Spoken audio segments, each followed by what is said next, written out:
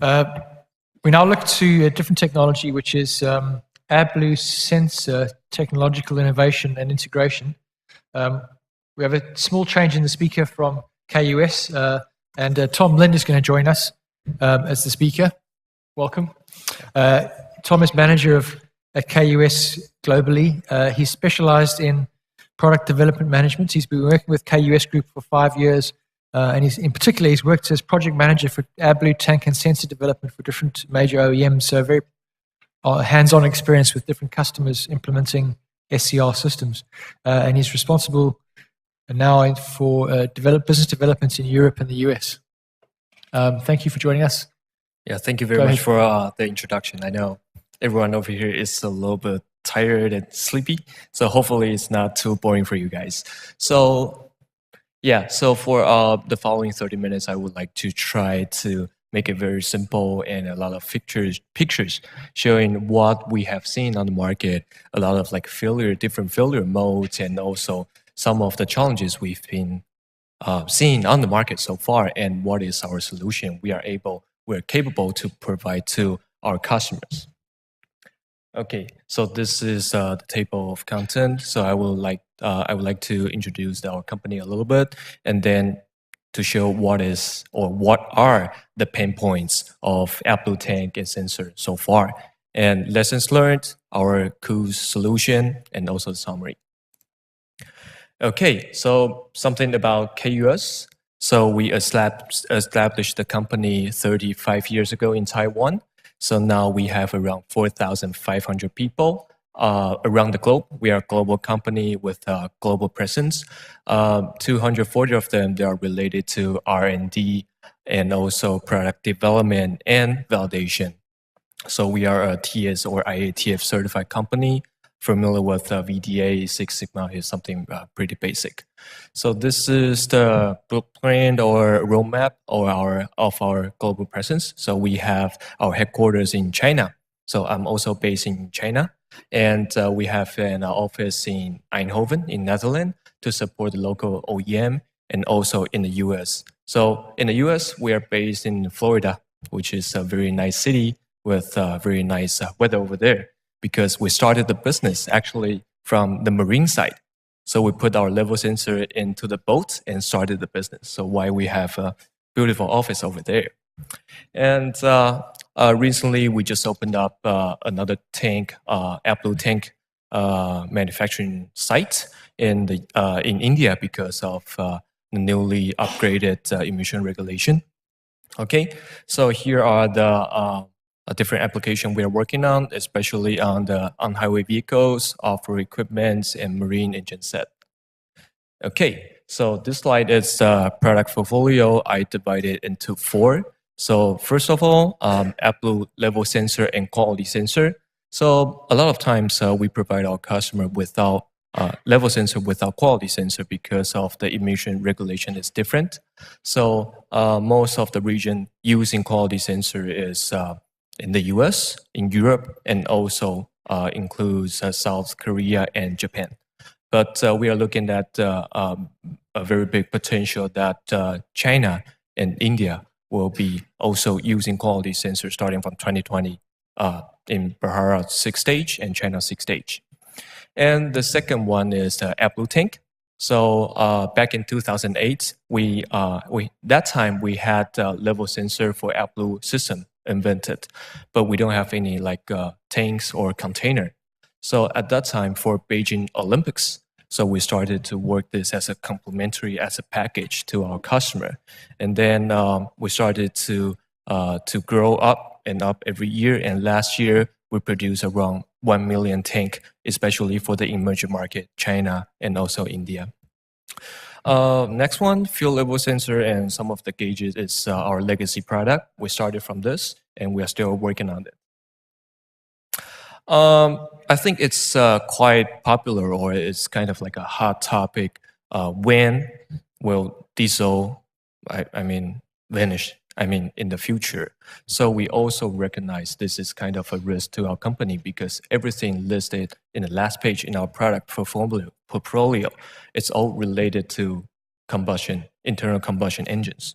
So last year, we acquired some technologies. We acquired some companies doing motors and new energies and ADAS, this kind of stuff, because we started as a sensor company. So we are trying to utilize our resource in R&D or channel or service to our customer, utilize this kind of advantages and trying to get ourselves into different region, trying to extend our business. Okay, so this shows our customer from on-road side and off-road side. Most of the major OEMs, they are working with us. And also one of the key important players over here is engine companies and also companies who's dealing with the whole system, after treatment system. Okay, so back to the topic I have for today. So I listed 4 different pain points. It's not only for the OEM side, it's also for the customer and also for the sensor supplier like us. So sometimes it can be very complicated, sometimes it can be very easy to handle with. So start with freeze thaw and overfilling. These two is kind of like with a relationship. It's connected together. So the first picture on the left, you can see it's a broken level sensor. Why it is broken? It is because of overfilling. You put too much AdBlue in the tank. During the freezing cycle, you can see a lot of like expansion is 10%. Its water-based solution is about 10%. So that expansion will basically tear down everything you put in the tank and also the tank itself. So the picture on the right, you can see it's like a giant cracking for the tank. So we found it in the laboratory. So it's fortunate we found it in the laboratory, not in the real world. Okay, so basically with that failure, what can we do? So two major, oops. Okay, so 2 major points. One is related to heating, because the freezing cycle is also important freeze thaw capability. So we have 2 or 3 different type of heating solution for the customer. So start with the smaller one. Usually the customer or the OEM side, they would like to have more integrated or more compact design with the level sensor, quality sensor, all integrated with the pump. So KUS, we are not the pump supplier, but we work with the pump supplier to do the validation on its heating function.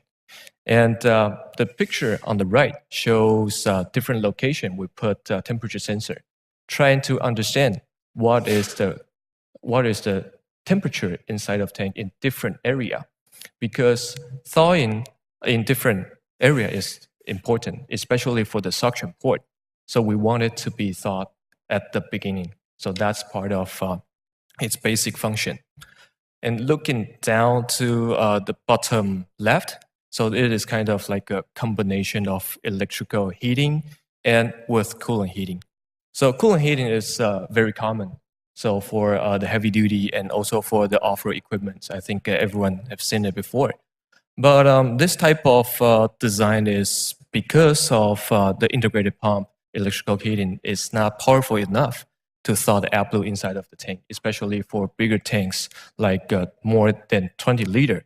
So we also have this type of technology or this type of solution to like kind of combine the heater by coolant water and also the electrical pump heater all together. So to meet EPA requirement or Euro 6 emission regulation, so we have a short amount of time to have. We need to have the system work. Okay. Oops. Down. Okay. So this is one of the most important tests we have every year. It's called winter test. So we do it in the northern part of China, which is quite cold to me because I'm from Taiwan. I'm staying at the tropical island. But during the winter test, it's like at least minus 25. Sometimes we can get minus 30. So in that case, you can see a lot of like different changes on the AdBlue tank and also on our AdBlue level sensor and also on the quality sensor. So we try to put a lot of like temperature sensor in it and try to monitor what is happening in the tank.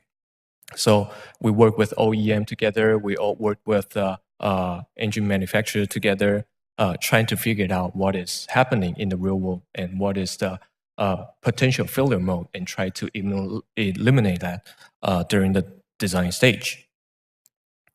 Okay, when we talked about overfilling, it creates a lot of problem, especially in the countries it's cold enough for AppBlue to freeze. Okay, so we have some solutions. So this one actually is for heavy duty or construction equipment. It's with a bigger tank.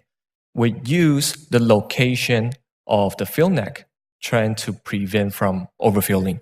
So it's very simple. It's very simple mechanism. So basically, when AppBlue fills up to the fill neck, you cannot fill it in, right? It's pretty simple.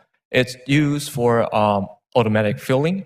For example, in Europe, you have filling guns. When it touch the tip, basically you'll hear like a click, just like putting fuel into the fuel tank. But some of the region, like in China, in India, we don't have that infrastructure. How can we do to prevent from overfilling? Is we also have an air vent with an extended tube. So basically, when you pour in AppBlue, you need air out, right? So when it reaches the tip of the air vent, basically it stops from air going out. So at the moment, you change the pressure inside of the tank, and you will see like AppBlue coming out if you overfill the tank. So everything here has to be calculated by our design engineer to have at least 10% of the expansion volume spared. Okay, and the next one, it is more like a passenger car or light duty vehicle solution. So the only difference is like they have smaller packaging constraint. I will explain that a little bit later. But with the smaller area, they have it has to be with every component, including pump, bracket, sensor, tank, all put together. So in this case, usually they will have extended hose. In that case, you don't want anything that is remain in the hose after you filled up the tank. And also during sloshing or with some vehicle inclination, you don't want it to backflow to the extended hose to create any issue when it is frozen. So we have like a see the purple one. It's a very small cover. It's a cap. So basically using that cap to prevent from backflow and anything that will remain in the extended hose. Okay, moving on to the second one is cleanliness and filtration. I think it's a hot topic right now because especially for the off-road side. So think about if the environment is like this cannot be worse, right?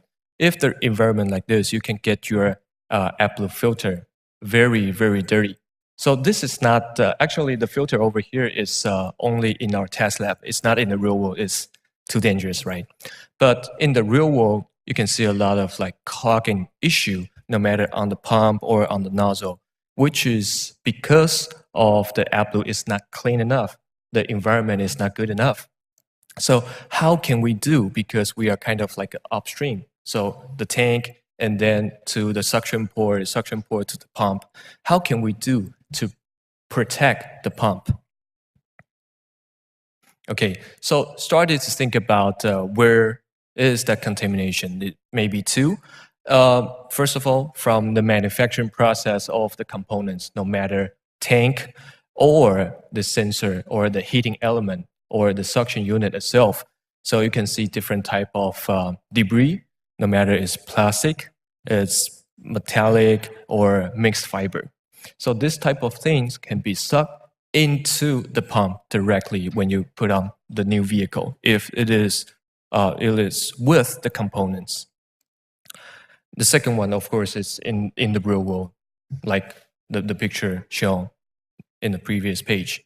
So what do we do to prevent that happen? So first of all, we have to make sure our product is clean. So we use an extra cleaning process like precious water, and we use precious water to wash our sensor, all the tubing, and also all the tanks. And we also need extra like drying process for the tank to make sure once the customer they have their AppBlue tank in place, there's no like clogging issue at 0 km. The second one is start to think about the real world, how like end user can prevent from clogging. So we have 3 different locations for the filter. The one is the filling port, which is very, very common in the European market. But sometimes, if you look at other AppBlue tanks in the US, they don't really have that. But think about debris and all the dust and coming in directly from the tank cap, from the fill neck. It's pretty bad. So it's highly recommended to have a filter on the fill neck itself. And like I mentioned, the main filter will be on the suction port. So we offer our customer different type of solution with different type of mesh, like 30 micron, 70 micron, 100 micron, depends on what is the flow rate needed and how bad is the situation. Recently, it's really popular to have the filter changed to a 3D structure. So in the past, 2D structure, it looks like this. So you can have like fiber go through your mesh directly and clog the pump. What is 3D filter? 3D filter is like this. So basically it's a thicker layer or multiple layers. So basically those long fibers cannot go through directly, but it will stuck on the filter. It is not actually a very, very perfect solution because think about maintenance. It creates another issue that is not happened in the past. So this is an excavator. How can you find an AppBlue tank on the excavator? It's very, very difficult. You have to climb it up. You have to open the cover.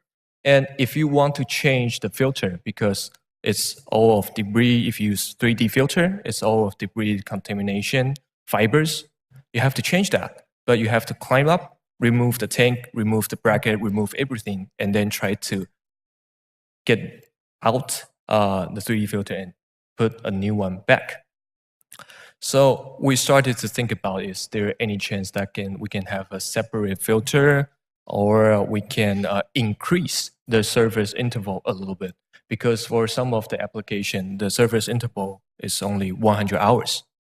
So sometimes it's not acceptable to the OEM and also the end customer. This is a new kind of new type of filter design. So we integrated on the top of the sensor.